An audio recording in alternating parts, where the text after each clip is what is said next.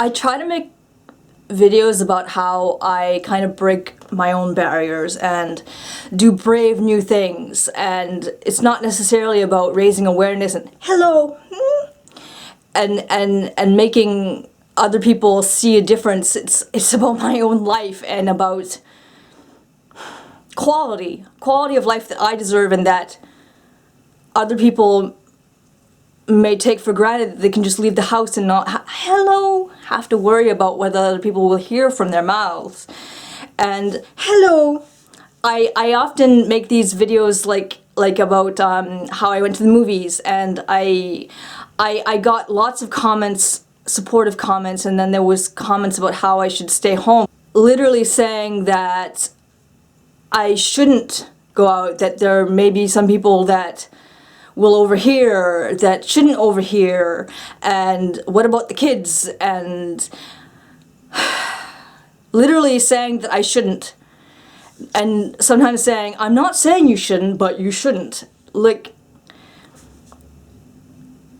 I don't think people realize the damage they're doing with that kind of comment. I realize yeah, butt fuckers. Yeah.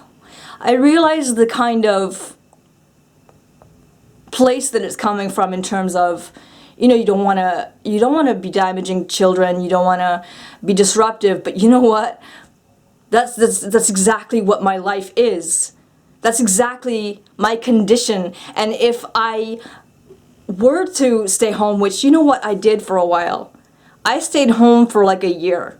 And I was isolated and sad, and I lived with this bracelet on my wrist where when I would have a major tic attack, which were definitely a more major thing at the time, then people would come and help me, and I was just alone. I was so alone, and I just wanted to die. And I made videos talking about that kind of thing, and I was just so lonely, and I was isolated, and I made myself isolated, and not only that, other people made me isolated because they left me there. And I let them, and I know what it's like. Yeah.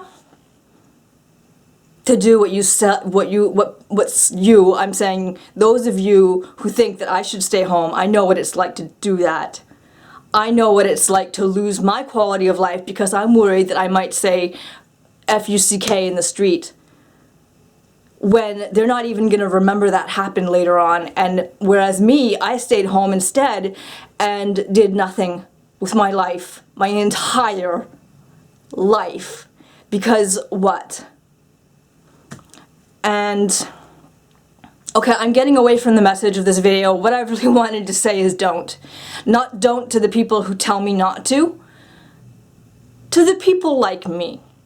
To the people who are isolated. To the people who stay home because you're afraid that someone's gonna hear, that they're gonna be disrupted for one moment of their lives when they couldn't be considerate for one moment to think that what you live with, that you can't escape, is what they had to deal with for just a fraction of a time.